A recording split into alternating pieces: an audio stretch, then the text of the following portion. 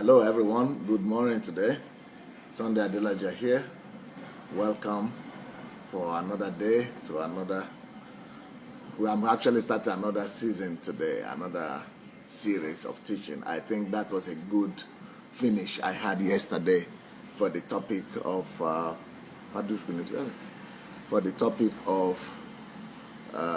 church. So I think we had a good run on that topic, on church topic.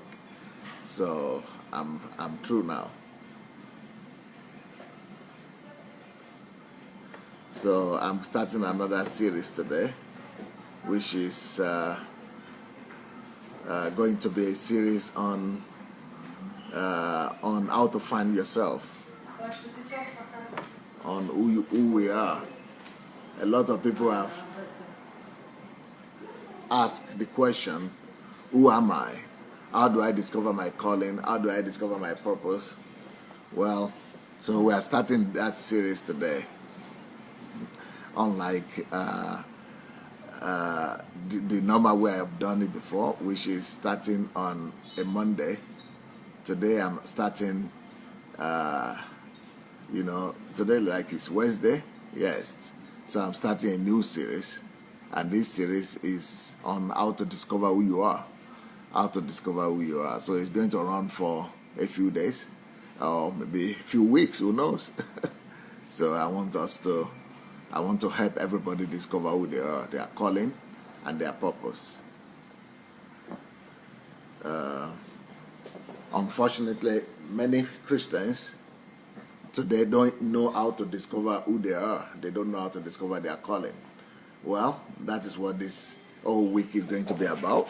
This and following weeks is going to be about. I'm going to be talking a lot about that, how to discover your purpose, how to discover your calling. Who am I? Who am I?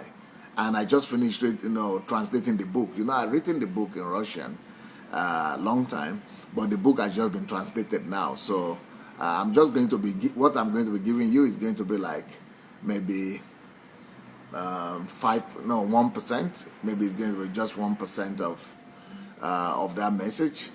But so I will encourage you to go ahead and get the book. The book is already on Amazon. I'm sure they will put the link in this our program before the end of the day. The link was put there yesterday. So go get the book for yourself if you want to discover who you are, or maybe you want to help people to discover who they are. And I owe my gratitude for this book to the people who helped me to edit it, because it was translated from Russian to English. So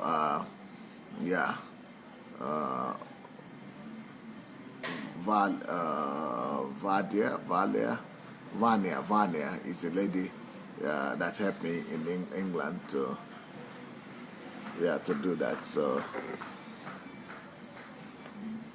I'm very grateful, and all of us can now. So if you people anybody that can edit to good English, there are still some other books that I have in Russian that are not available in English language. So we appreciate your effort. So, and before we start, please go ahead and share the link. Let's go ahead and share this link. Yep, you have the link already for this book. It's on Okada Books, and I think it's on Amazon. Yeah, it's on Amazon, Okada. For people in Nigeria, you can get it on Okada Books, so that's good. And for people in Nigeria, you can get it on Amazon. So, who am I? Why am I here? Is the name of the book. Who am I? Why am I here? Who am I? Why am I here? So, we had a turbulent time yesterday, isn't it, when I was talking about tithe. We had a very hot time, and and I've been receiving all kinds of messages after yesterday's message. Some people are grateful, some people are very agitated, some people are very challenged, and some people couldn't believe that I'm the one saying that.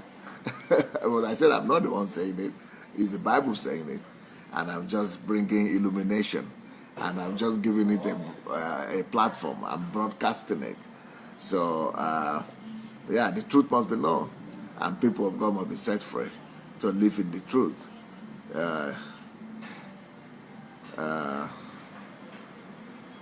So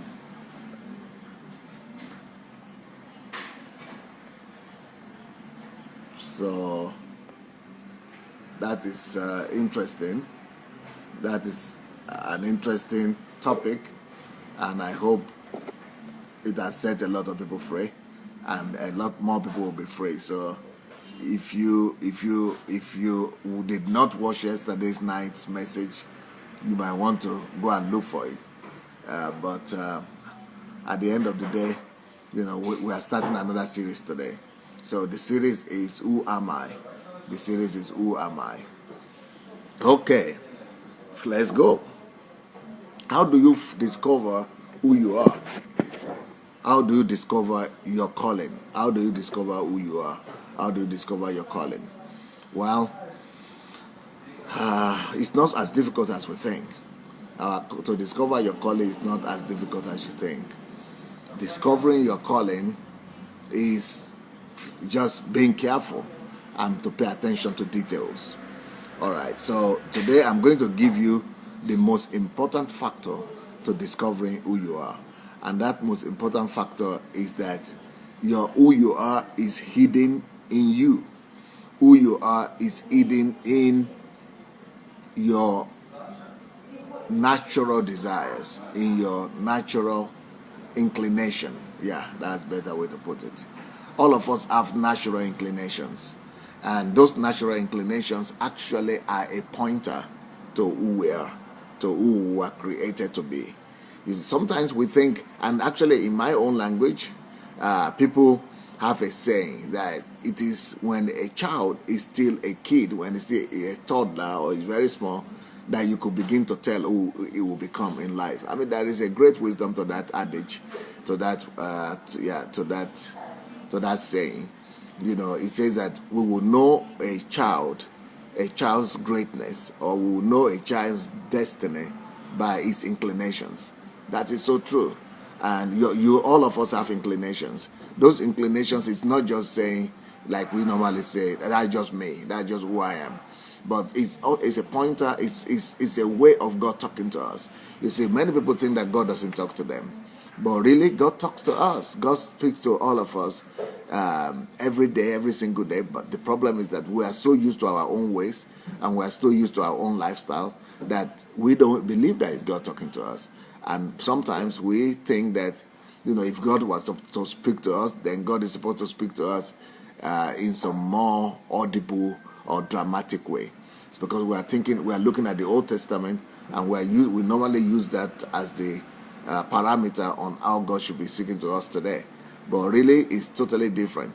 God is speaking to us in a different way today, and God is speaking to us through our spirit, and His spirit is already in us. So it is going to be very difficult for you to differentiate the voice of God speaking to you or from your own voice, because your spirit and God's spirit are already united anyway, and so your spirit and God's spirit are already one.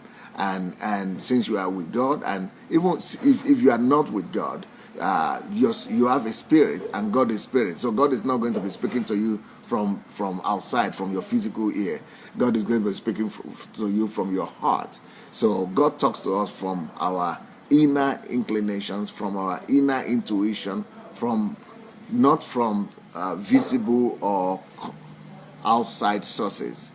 God speaks to us from invisible inner sources. So how to find who you are? Just pay attention to yourself.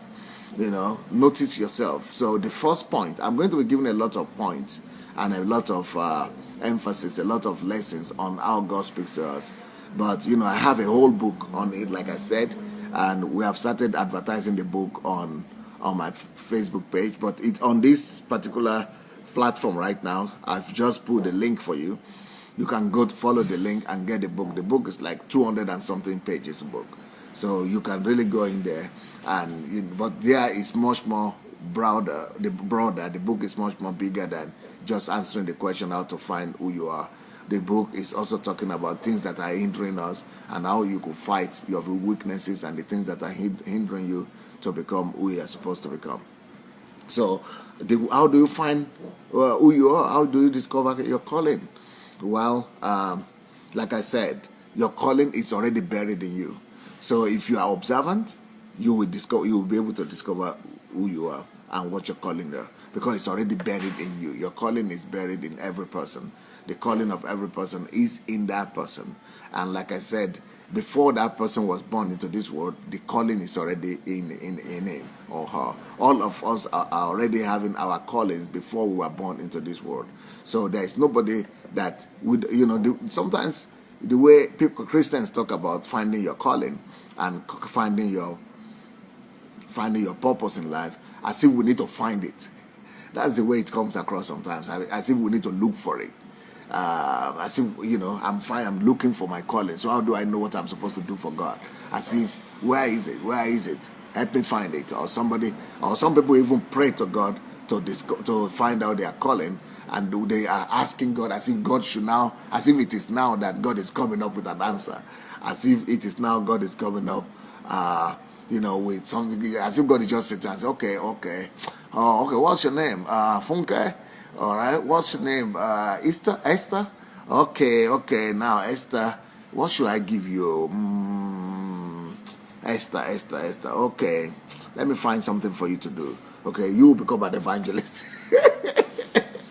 Okay, you are John. Oh, John. Okay, you want to know, right? You want to know what you want to find your calling? You want to find your purpose? Okay, let me give you be a businessman guy. Okay, we'll make you a business guy. No, it doesn't work like that. God is not making you who you are supposed to be now. God is not making you to become somebody right now. No. God already made you who you are supposed to be before you were even born. God had packaged you for who you are supposed to be, for what you are supposed to do on the earth while you are still in your mother's womb, even maybe before you were even in your mother's womb. God is such a God of purpose. God is such a God of logic. God is such a God of intent. God is such a plan, a purposeful God, that He does everything by plan. God doesn't do everything abstractly. God is not a God of impulse. God is not an impulsive God. God is not somebody that created you to the world and then He say, okay, yeah, right. What do I have him to do? Okay. Let's find him a job. No. Your parents could be thinking like that, but not God. Yes, sometimes our parents will create an impression of who God is to us, because our parents will be thinking, okay, let's what should this guy do? Let's make him go to that university because he could get better salary. Oh, medical doctor, yes, doctors are respected, so let him go there. Or all right. He's not good in medicine. He's not good in science. Okay, let's think of him going to, maybe he could become a lawyer. Lawyers get good salary, Or they will say, oh, okay, he could be an engineer because we don't have an engineer in our family yet. Okay, we have this one. Yeah, we have a doctor already. We have a lawyer already, but we don't have an engineer. So you are going to become an engineer. You are going to become a lawyer. You are going to become this and that. But God doesn't behave like that. It doesn't work out like that for God. God is not in crisis. He's not trying to find out what to make out of you.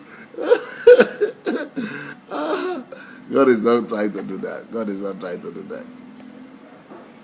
So God already found out and discovered who you are supposed to become before you were created into this world.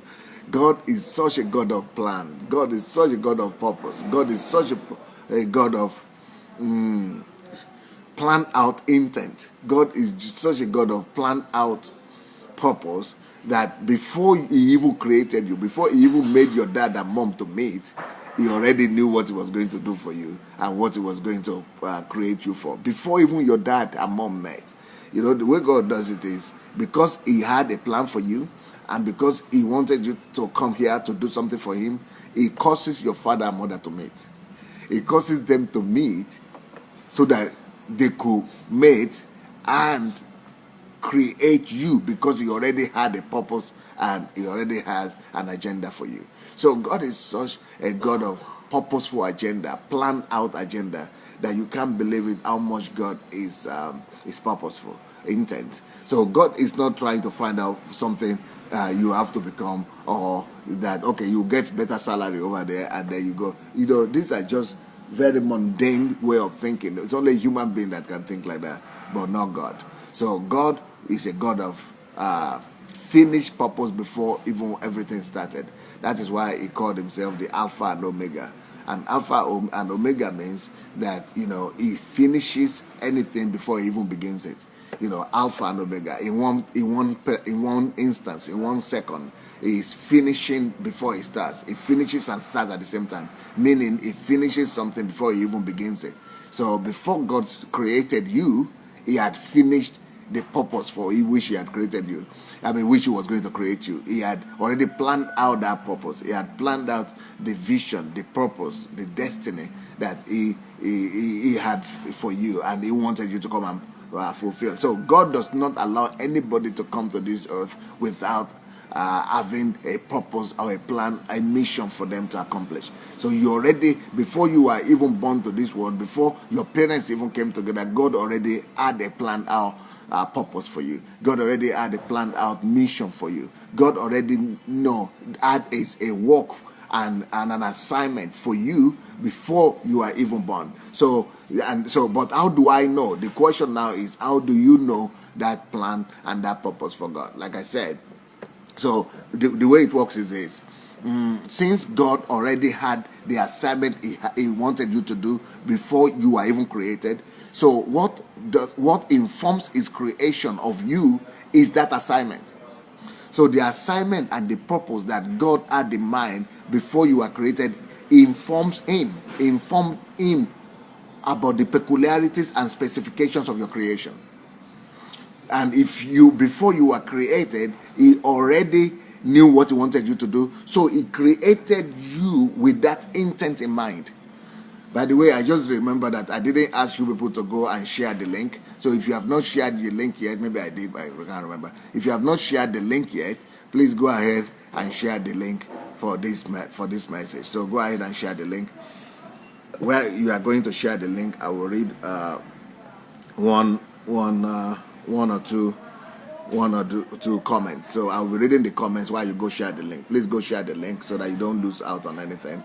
I will read one comment. Ezekiah Olujobi said, Francisca, same happened to me. My father used to pray that I become a lawyer to become a judge. My mother used to tell God that he should use me for his work. Today, I am fulfilling both.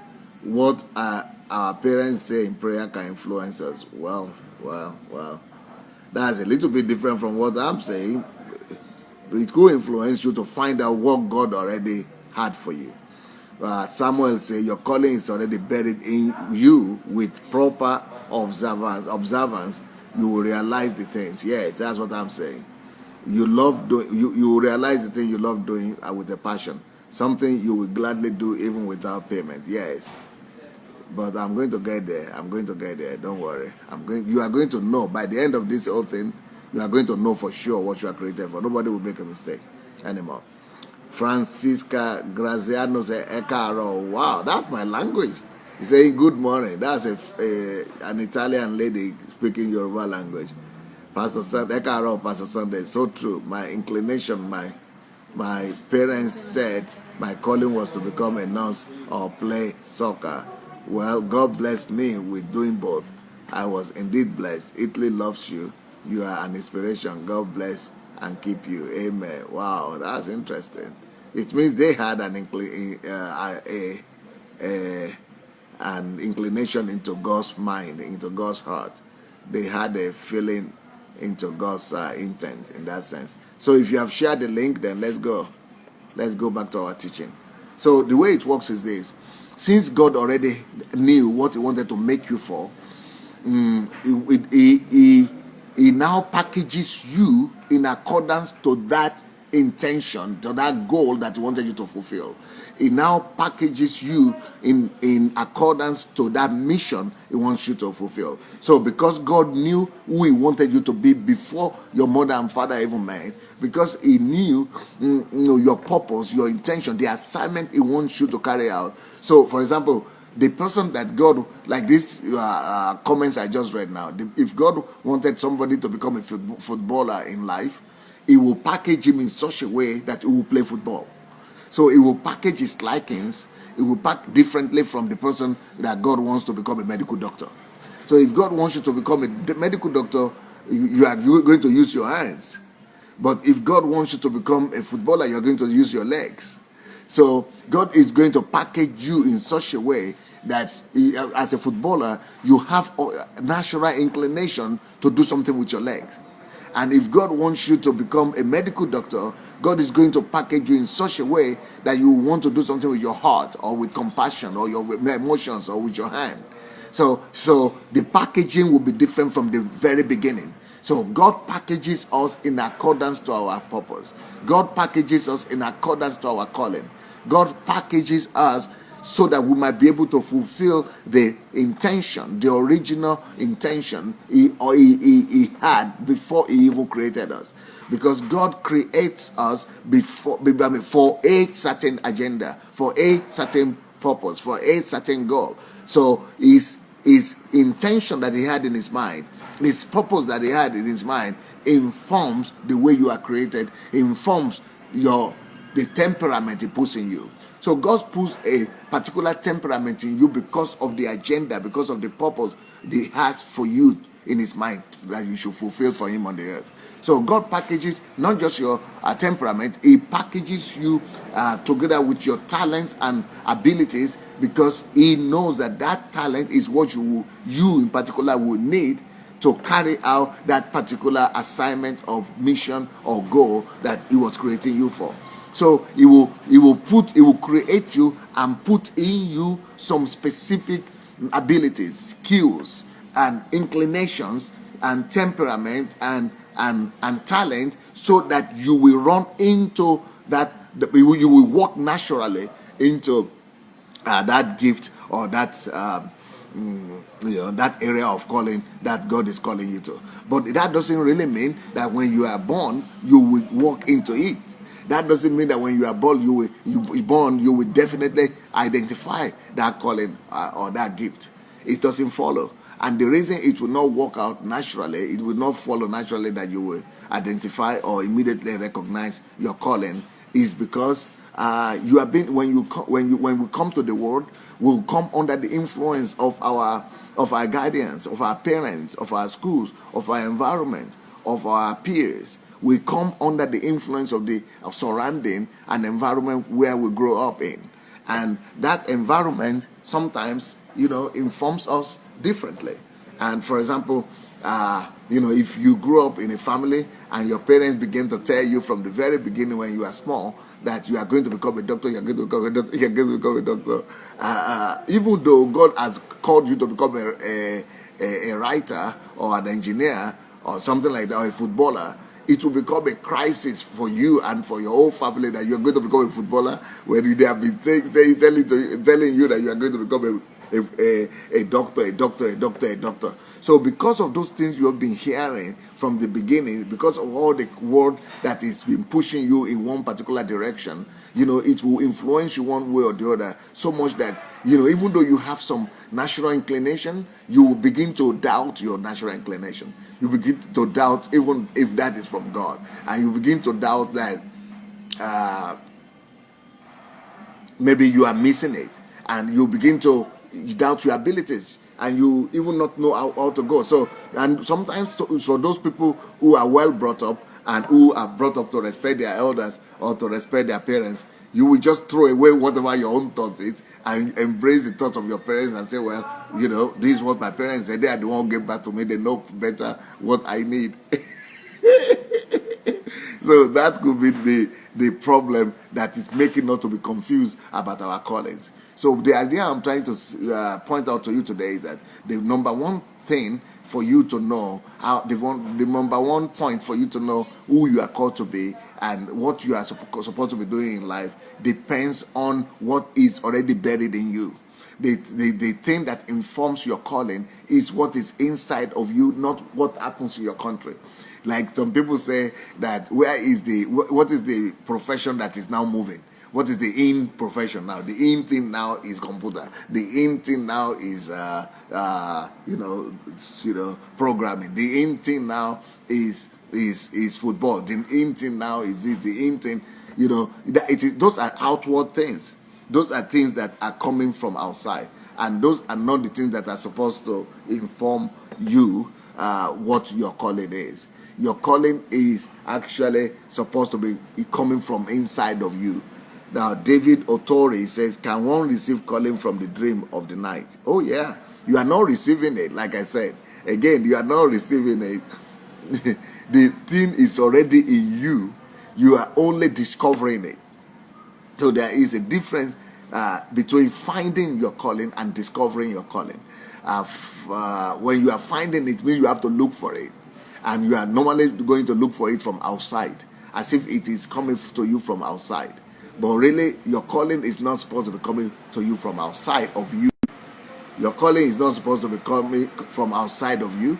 And your calling is not supposed to be coming from outside, the outside world. Your calling is already in you. Your calling is already buried in your system. Your calling is in your temperament. Your calling is in your emotions. Your calling is in your likings. Your calling is in your dislikes. Your calling is in your build up. In your build up. In your build up. In your composition. Your calling is already in you. And so even if you have a dream, and the thing is revealed to you in a dream, it is not because God is just coming up with that answer now. It is not because it is just now God is giving you that calling. No, it's just that God is causing you to discover it. And dream is just a way and a means of you discovering it. But it is not the calling that you are getting at that point. The calling was already in you anyway. The dream is just a pointer, a tool through which you got it, you caught it. And this is another tool that I'm giving you today. Another tool for you to get and to discover your calling is what I'm telling you today. One of those tools is to look inward. To look inward to your natural inclinations. So your natural inclination is a pointer to your calling. You have to study, look inside yourself, and look for your natural inclinations. If you know your natural inclinations, then you will know that you will look for the professions and the things that go in that direction. Okay, for example, when I was growing up, my grandmother used to tell me, you talk a lot, you ask a lot of questions, and she was saying either you are going to become a lawyer, because she was uneducated, but the only thing she knew that lawyers talk. At least she knew that one of lawyers, that lawyers are the ones who talk and argue and ask questions. That lawyers argue and ask questions, that you are going to become either a lawyer and maybe a journalist. So even though she was my grandmother, because she was observing me and observing my natural inclinations, she could tell that I was going to have something to do with talking and reasoning. Because I was asking questions, I was reasoning.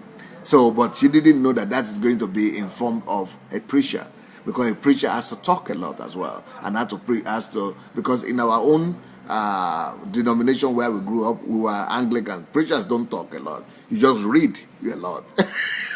Even the prayers, you have to read it. The prayers have been written like 100 or 200 years before the preacher was born. So you in the Anglican church, you read everything. You don't need to talk much. You just read all the prayers. You read the sermon. You read everything. But it was already in me. Even though when I was a teenager, because of intimidation and because of the environment I grew up in, and because of some tragedy that happened, I closed up into myself.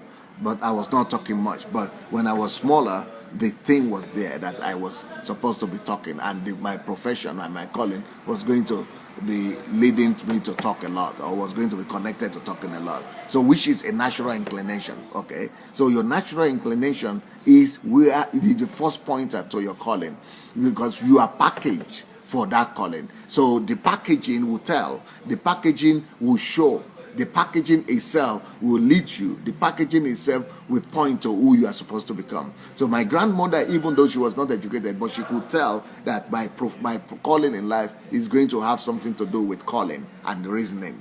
And so that answers the question of Apostle Emmanuel Benedict. Apostle Emmanuel Benedict said, can a son take over the calling of his father? Oh, okay. That's a different question. I'm sorry. Call all his of his father. It could be generational, but that son has to know it. It has to be something that he wants to do. It's not just because the father tells him to take over his profession. The son has to find that profession in him, or the father has to be able to help him discover that, yeah, you have inclination to this, but follow the inclination more than following the lineage of the family. A lot of people say, okay, our family is because my father is a lawyer, so I'm going to become a lawyer too. It's easier for me to become a lawyer because that's our family kind of line. It might not always follow. It does not always follow. But for example, if you have 3 kids, so all of them will be lawyer or what? It doesn't always follow. It could be in different forms. So you should rather follow the inclination. The inclination is one of the strongest ways to find out who you are supposed to be. Okay, let's look at how inclination works. Okay, let's look at how inclination works in the Bible. Let's take the example of Moses. He had a general inclination to be a freedom fighter. He had a general inclination to be a deliverer. You see, and I'm sure you could tell from when he saw the Egyptians beating up the Jews. His natural inclination is to go and defend. His natural inclination is to go and deliver the Jewish that's been oppressed. His natural inclination is to go and be a freedom fighter, to go and be a deliverer, to go, and just help. So that talks about his ultimate call. And this was before God appeared to him. This was before God, he knew his calling. This was before God revealed to him what his calling was. But he already had it in his inclination, you see. He already had it in him. So he already had that original inclination to go and, just deliver the people that are oppressed. So if you have that kind of inclination, that is telling you, what direction of calling that God is calling you to. So your desires, your inclinations, your gratifications, your direction of actions, desire, the natural things that you like to do, they point to who you are supposed to become. The natural things that you like to do, the natural gratifications. What do you gratify towards? What do you gratify towards? What do you gratify towards doing? What do you like? What doing? What comes out of you naturally? What are the things that come out of you naturally? Those things point to the fact or to who you are supposed to become. So even as I'm talking right now, you could sit down and write some things down. And what you are supposed to become doesn't have to be one thing. You could have general inclination towards speaking, for example. And that doesn't mean you only become a preacher. That could mean that you could become a preacher. That could be also that you could both become a preacher and a lawyer. Or you become a journalist, like I became a journalist. And my journalism is helping me right now in my law profession. So it doesn't have to be just one direction of calling that you must have. You could have more than one. You could, but you must find out those general inclinations and where they are pointing to. The most important thing is for you to know the direction of your inclinations and the directions of your calling. So when we look at Moses, we see that, his calling was buried in him. His calling was buried in his emotions. His calling was buried in his temperament. His calling was buried in his inclinations, in his natural inclinations. His calling was even buried in his anger. It was buried in his passion. So the same way, your passion is a great pointer to who you are supposed to become. And your inclinations, your natural inclinations, your anger, even your frustration could be something that will lead to who you are supposed to become. So our callings are in us already. They are in our hearts. So you don't look for callings from outside. You don't look for your calling in the university. You go to the university to develop your calling. You don't look for your calling in school. You go to school to already develop the calling that you already have. Or maybe you might go to school to discover concrete specifics of the calling, because the inclination, the knowing of it, the intuition of it is supposed to come from inside. Then you might go to the school to discover, okay, for example, you like science, you like working with technical things, and you know that, okay, this could be engineering, but you don't know what form of engineering, because there are so many different. So you might go to school to discover what particular aspect of engineering, but at least you already know that you like to work with technical things and things like that. So, but that will come from inside, originally from you. So our calling is buried in us before we were born. Let me show you another. Let me point out to you another example in the Bible that proves that point, that our calling is buried in us before we were born, and is our natural inclination. That is what leads us to our calling. Let's look into the life of David. You know, David was a special guy, was a special boy. Why? What made him special? It's that same calling that made him special. That same natural inclination that God packaged in him before he was born. So while his brothers will be running away from the farm, he will be the one that would like to go and do what the other brethren of his would like to do. He will be the one that will go to the farm. He will be the one that will go and look, and do what. He was diligent, and he was detailed. He was meticulous, and that was needed because he was going to become a leader. You know, a leader is always proactive. A leader is always looking for something to do. A leader is always leading the way. So when others don't want to go, he wants to go. He wants to lead the way. He wants to go ahead. And a leader is always proactive. A leader is always going forward. A leader is always, showing leadership. It's always going forward to do what other people don't want to do.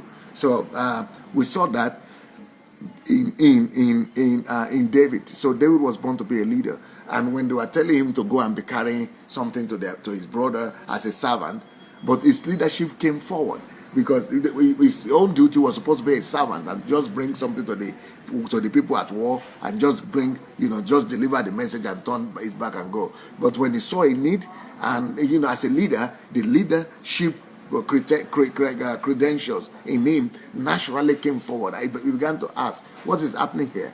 They told him, and he said, and what will happen to the person who will fight and who will lead the way, who will lead Israel to victory? What will happen to the person who will confront this situation? What will happen to him? What will he get? And what about if I do it? And he was not even a warrior. He was not supposed to be a military guy, but the natural inclination in him of leadership, the natural inclination of him to be a ruler, it spoke for him.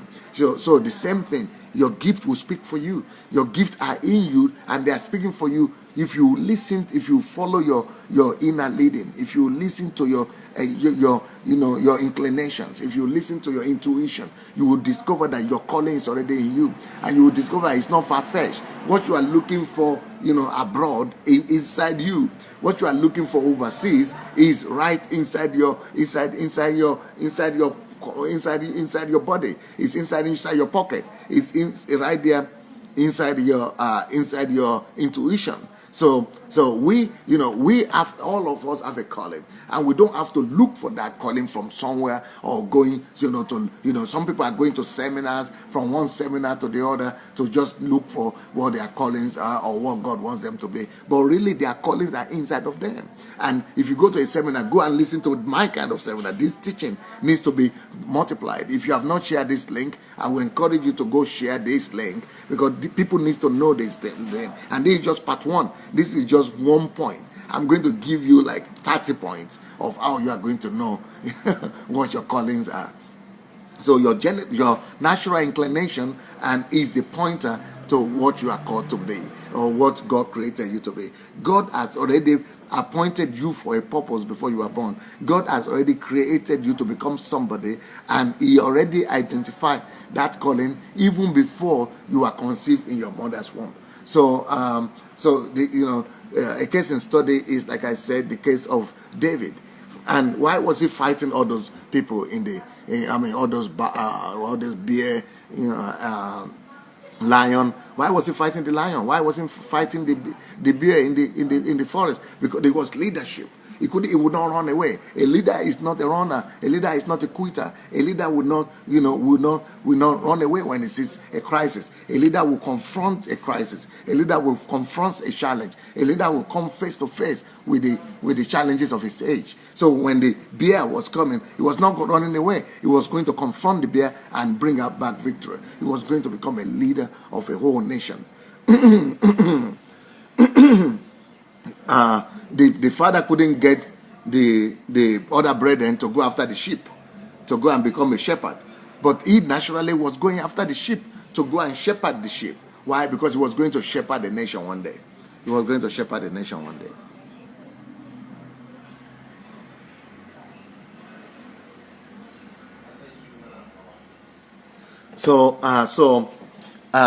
Those were indications of natural tendencies, of natural inclinations, of the proof that our calling is buried inside of us. Our callings are buried inside of us.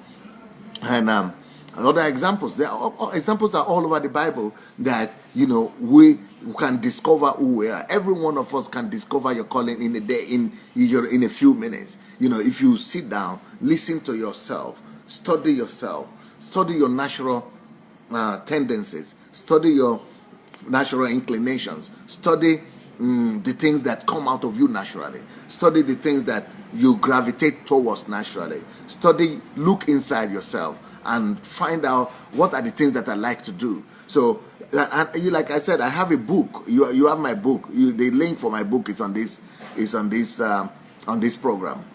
Go and look for it, because it will tell you in more details and with more examples of how to find who you are and how to discover your calling. But the greatest way to discover your calling is to look inside yourself, to study your natural inclinations, your gratifications, what you gratify towards, and things like that. So let's look into another example in the Bible. What about Joseph? Joseph also, you could tell that, his calling, you could tell that it was not something that he was looking for and he had to find it, or God had to come up and, wake up in the morning and give him a calling. He had that calling in himself already, because the father could see that calling. He could see his natural tendency, and the father could, tell. So sometimes we as parents will be able to tell just by the inclinations of our children that there is something special about them. Sometimes we might even be able to tell more specifically, the tendencies that they have or what they might end up becoming. But it doesn't always follow that parents are objective, and it doesn't always follow that parents are right. Sometimes parents are more sentimental. Parents just want their children to do what they wanted to do and they couldn't do, and so they want their children to fill in for their failures. But that is just natural for parents. But really, if parents will be objective and parents will study your inclinations, they might be able to tell. Nkem is back. Nkem DK, welcome back. Nkem said, yeah, study yourself, study your strength. Yes. So when you study yourself, or you could even help other people to study you and to help you, to give you a case study about yourself and to help you to discover, to help you ask them questions. What do they see you gratify towards? Where do they see that you are good in? What do they see that you are good in? And what are the areas of strength that they have observed in you? And what do they see that comes out of you naturally? And that might be able to help you as well to identify what your calling is. Like I said of Joseph had something special in him, and his father could tell. That's why his father gave him that coat of many colors. And but besides that, he was a child still, so there is nothing that he could have done that will make him to have that dream. But the dream is only an indication of what was inside. What was inside of him was coming to his knowledge, to his consciousness. So in our subconscious, we know who we are supposed to become. So it is the thing that was already in his subconscious mind that was coming to his consciousness, and that's why he had a dream. So it's our dreams are always the reality of our subconscious mind, and our subconscious is what is already hidden in us that is coming forward. And there's a scripture that confirms this. Jeremiah chapter 1 says that we already have a calling before we were born. God already decided who you become before you were born. God already knew what you were created for. So you were created specifically to become that person. So you are created specifically for the purpose for which you are supposed to carry out on earth. So it is actually your purpose that informs your creation.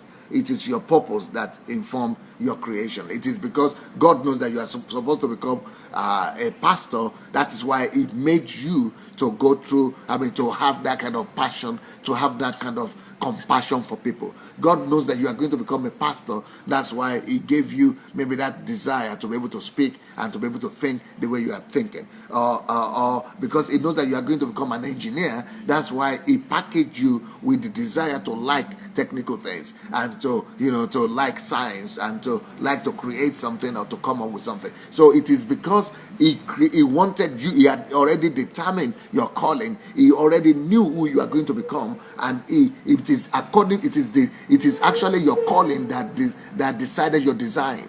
So your design is following your calling. It is your calling that determines your design.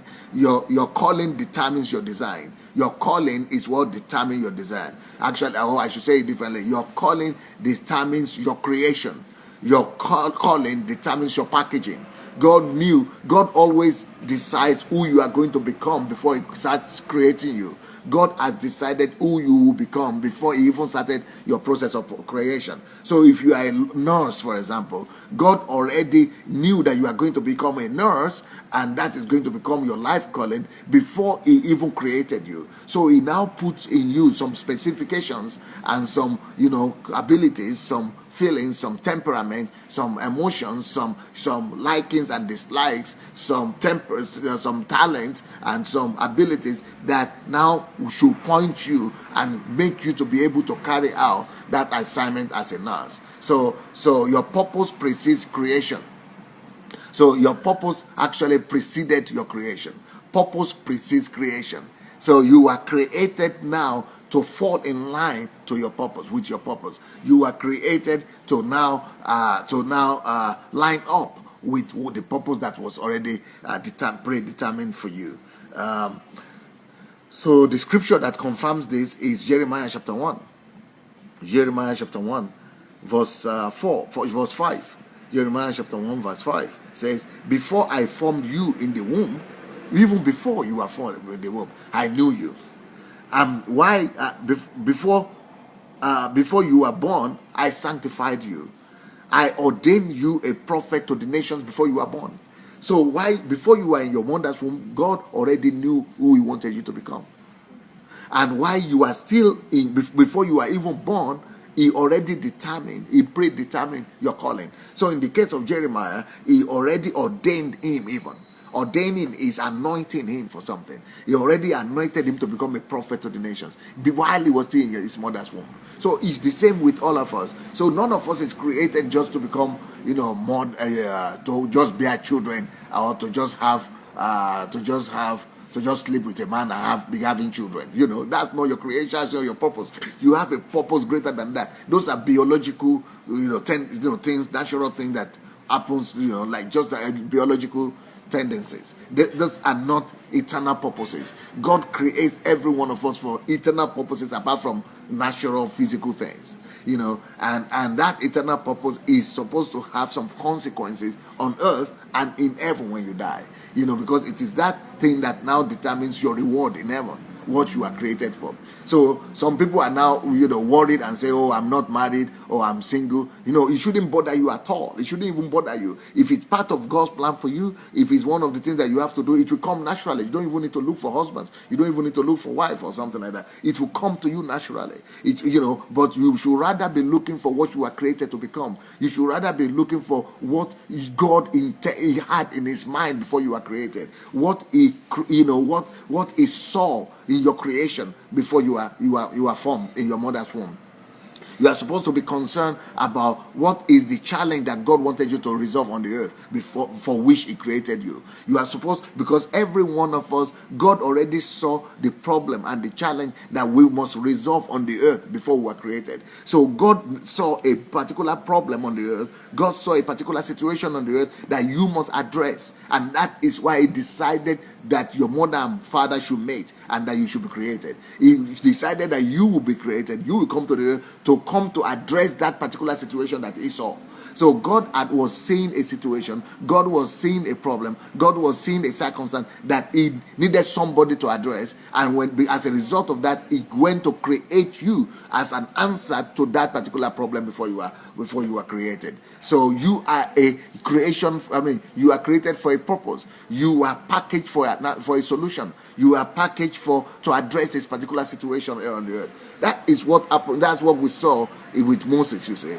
Because the children of Israel were crying to God, they were appealing to God for help. They needed a deliverer. Before even that was like 200 years before Moses even came to the scene. Maybe 100 years before Moses even came to the scene. So they were crying. When the cry of the people got to God, God now decided to package Moses to become the deliverer. So now God decided to create even the mother and father of Moses before the mother and father of Moses was even created. So God had seen the problem that Moses was going to address 100 years before his mother and father were even created or born. So God has packaged you intentionally. Anybody that God allows to come to the earth, he sends them here on earth because he had seen something that we are supposed to address. But sometimes when we go astray, and God knows that we have lost it so much, and we have gone so much away from what we are supposed to address, he allows some tragedy to occur. Sometimes these tragedies bring us back. But if Satan sees that you have so much gone away from what you are supposed to do, and then he could kill you. But if you are in line with what you are supposed to do, if you are pursuing your purpose, and it's impossible for him to kill you. A deliverer can never be destroyed. But you can kill yourself as well if you are running away from the opposite direction of what God wants you to be. So we could say sometimes that people are good. Oh, why should such a person die young? He was such a good person. He might be a good person in the wrong direction. It might be a good person pursuing the wrong goals, but we are supposed to be pursuing the purpose for which God created us. So your purpose, your intention, your calling in life, your destiny in life is actually buried in your inclination, in your natural inclinations, in the things that you like to do naturally. So, because you are already packaged to come and do that thing. You are already created specifically. You are packaged with gifts, with temperament, with likings and dislikes. All those things were packaged in you for the purpose that He was creating you for, and for the assignment that He was sending you to the earth for. Everybody is here for an assignment. There is nobody that is here just for a holiday. There is nobody that is here just to be a fan or a follower of another person. You are here for your own purpose and for your own vision.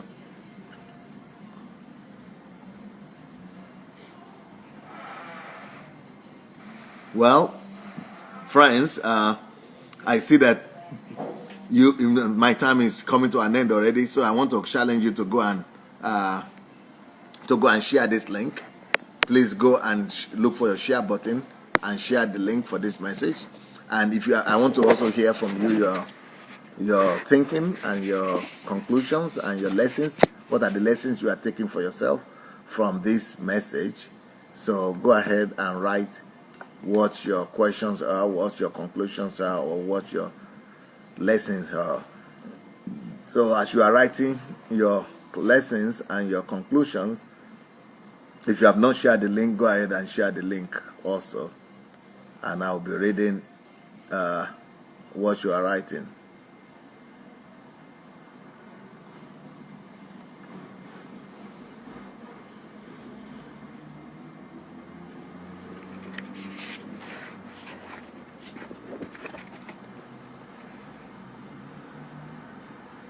Okay. Patricia Agbino said, if your purpose is not in line with God's purpose, you go through unimaginable pain and frustration. Yes, that's true. That's true. No matter what you are doing, you'll be frustrated. Funmi Jeboda said, thank you, sir. I've been dealing with this for a while. Thank God. Evangelist Amish Samuel says, I'm evangelist, but your prayer for me and my family is a blessing. Okay.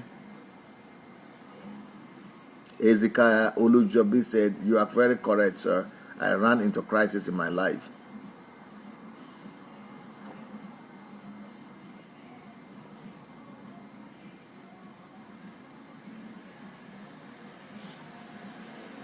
Somebody is asking, Samuel Kalu is saying, can calling be generational? Yes, it can be, but not necessarily. You have to really be careful before you make it generational.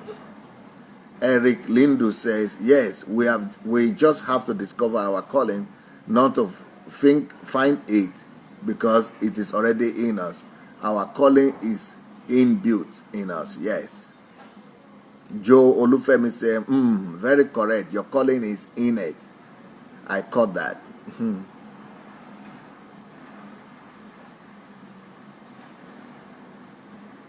Tosin Ajayi said, Pastor, please, what is the difference between purpose and ministry? Purpose is what you are called to do. Ministry is the way you are doing it in such a way that it will glorify God, and that you are using that thing you are called to do for God's purpose, for God's glory, for God's to minister to people, to touch life, to touch ordinary people with God's love. So whatever you are doing should be a ministry. Ministry is when you are purposefully, intentionally doing it to touch people's lives and glorify God.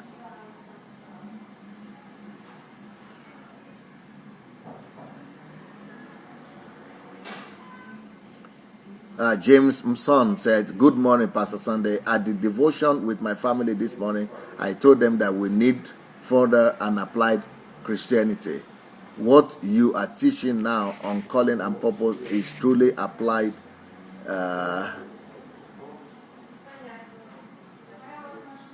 Christianity. What you are teaching now is, on calling and purpose is truly applied and further Christianity. You are a blessing to our generation.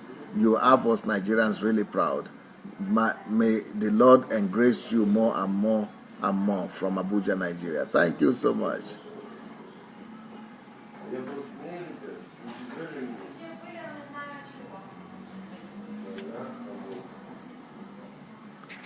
Okay. Grace Church says, good morning, Pastor. Thank God for your wonderful work. Please, can we have your branch in London? Because most of the churches here are not telling us the truth about tithe. I'm going to Nigeria now.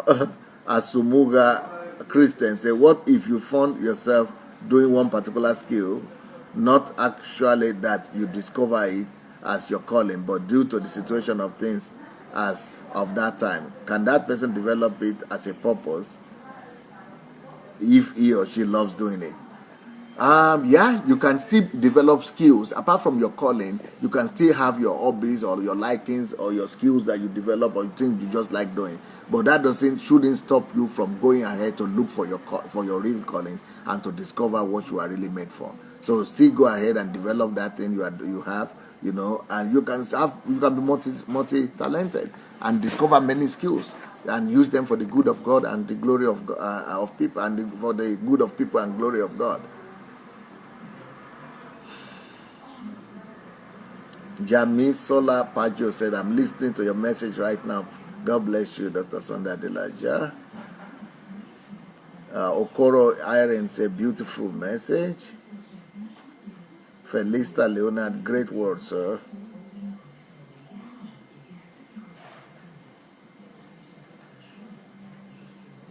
Olukayode Kundayo says, sir, can your environment influence your calling? I mean the decision on which profession to explore. In Nigeria, there seems to be only 3 professions: doctors, lawyers, and engineers. Parents push their children in this direction. Yeah, I mentioned that already. Godwin Ibekwe, leaders are proactive, not reactive. Leadership potential manifests in the face of responsibility. Your gift and inner leading will speak. Rochelle White, this is amazing. What a blessing you are.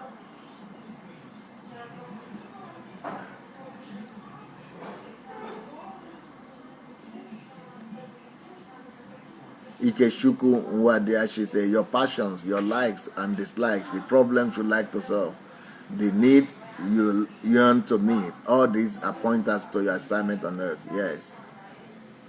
Omolade Taye Adegoke said, great teaching. Anu Ojo said, purpose precedes creation. Yes. Samuel Kalu said, yes, your calling determines your creation and packaging. No one is supposed to be a mediocre in life. Yes. Okay, Udo said, it is our purpose that inform our creation. So there is none that is a product of accident. God made us to occupy effectively on earth, solving problems. Moses Aluko said, you are only a star at your own spot. If the eagle decides to jump into the sea to swim like the shark, it turns out to be a miserable failure. That's good. Well said. Adewale Emmanuel, we are created to impart our word. Yes. I'm an answer to my word. Ufoma Onigoro said, God sees the end from beginning. Yes. Emmanuel Alote Anna said, very sound and profound. Winnie Ata Machine says, so people starve in this world, no clean water, rape, pillage, the innocent, is that your God's will? Well, this person is asking if starvation, rape, pillage, and all those things happening in the world, war, is that our God's will? No. It is because people are not discovering what they are supposed to address. There are some people who have already been created to address all these problems. But if they don't pursue their callings, and then that's why we are having those problems existing. And that's why they are multiplying. But there are people who have been called and created to address every of these situations in life. But that's why we must teach this topic for people to discover who they are.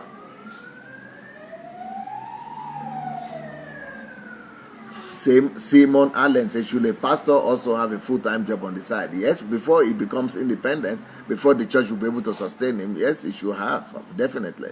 I personally believe that a pastor should have a job until he has over 500 people in his church, or maybe 1,000 people.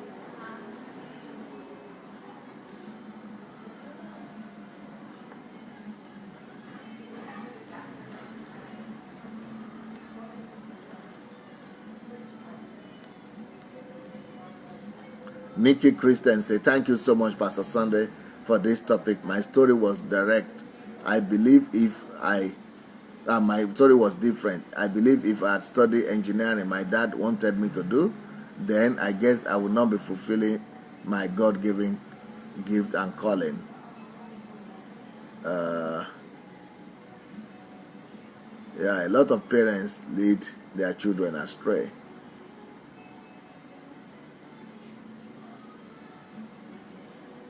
He was engineering lecturer. Our parents meant good for us, but sometimes it could be very negative to what God has buried inside of us. Most parents push their children to do what they want them to do, not what you have passion for. I discovered my God gift when I have my second son. Wow. And the passion grows more when I lost my dad. My dad was in the right direction, encouraging his children not to work for anyone, but deep inside of my dad, he wanted me to study engineering because he was a lecturer in engineering. I didn't have passion for that, but thank God I learned a lot from him, which is helping me today. He had a mind of his own, and I guess I got that from him. I am fulfilling my purpose today, and my passion is growing more and more. Okay. Olufkemi Olashode said, there is a problem God created me to solve. Yes, there is a problem God wanted me to solve before he created me. Yes. Grace Labaran said, sir, from London, do you know one Mabel Yemisi Adelaja? She lived in Kano. Well, that Mabel or Mabel, it's familiar. Apostle Yomi Onakpade said, I believe the whole world need to know that the greatest discovery is discovering who God has made you to be. Yes, that's the greatest discovery. That is Apostle Yomi Onadipe. Shegun Imane, thanks to God Almighty for an impactful message. Thank you. John Ifeoma Majiku said, how do you know and also channel your children into the purpose and plan God has for their lives? Well, that's why you should get that book. It's called Who Am I? The link is, I put the link here on this platform right now. And also, you follow all these teachings. They will help you to be able to discover the callings of your children.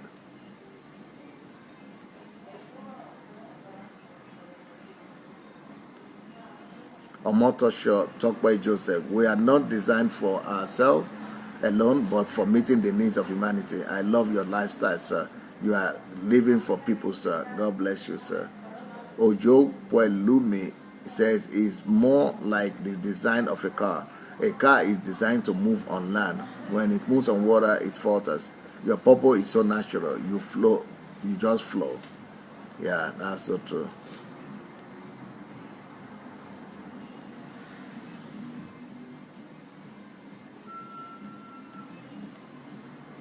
Omotosho Tokwe said, inclination is not alienation and acclimatization. Sir, when are you coming to Nigeria? Well, I'm coming to Nigeria soon. And if you are not if you have not yet registered for my Nigerian project, go to my blog, SundayAdelajablog.com. SundayAdelajablog.com. You can see the Nigerian project there. Go and register if you want to follow me to Africa. Asara Joseph said, Pastor, I need you to speak just a word for me to pick up my visa on Monday. These are words. I've spoken a lot of words today. Take it by faith. Field Marshal said, thank you so much, Pastor. Pastor, I don't know where we got it from, but we tend to or have been taught poorly to run from God's purpose or even wanting to find out, because somehow God's calling and purpose for us have somehow for us have been equated with poverty, things we won't at all desire, etc. And so people have come to conclude, maybe secretly, that God's purpose is limited to pain, pulpit, and some other funny ideas we have concluded on. I thank you for enlightenment. I just pray to God to make my purpose more clearer, and I will go wherever He sends me.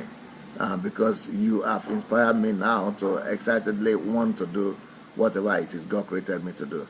Well, the thing is that if your purpose is not clear, you need to study that direction of your inclination. Like I said with the engineering, there is mechanical engineering, chemical engineering, electrical engineering, all kind of engineering. But when you know that you at least you must know the direction. Your inclination will tell you the direction, that it's not medicine, it's engineering. Or for example, it's not school teacher, it's engineering. So, but then you have to go to study the subject of engineering. The more you know about the subject, the clearer your purpose becomes. Teju Ojo said, Sir, I have been ministering, but what if you minister and some sponsored people came to molest you in the ministry through verbal accusations? What should I do? Bless them, and just disregard them. Jane Agbontine said, thank you, sir, for these wonderful messages. I'm blessed with it. Thank you. Stephen Femi Omotocho said, God bless you, Pastor, for this great work. Which Bible college did you attend? I didn't attend any Bible college. I attended God's college. Omotocho Tokpai said, divine purpose is the medication against mediocrity. We are blessed not to be abused. Okay, Udo said, this is great and always on point. More grace as we join hands to transform Nigeria and Africa.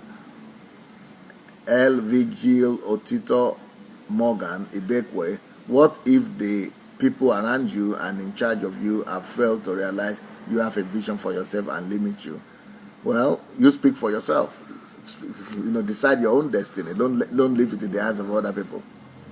Ike Shukunwade, she said, the discovery of purpose and the pursuit of it is where a life of fulfillment begins. Frustration and suicidal tendencies can come when men live far away from their purpose. They may make a lot of money, but end up miserable. Yeah. Thompson Abigail, can God tell a pastor not to work, only to do the work of God? No. God cannot say that, because Jesus himself worked and Paul himself worked. So what God is talking to him. Echo Ngomba said, Sir, if a person dies and his purpose he did not fulfill, does God assign someone else in the place of that person who died? Yes. Even if you are alive and you are not fulfilling your purpose, God still assigned other people to do it. Moses Ugo Aluka said, you are only a star at your own spot. Yes. If the eagle decides to jump into the sea to swim like the shark, it turns out a miserable failure. Right.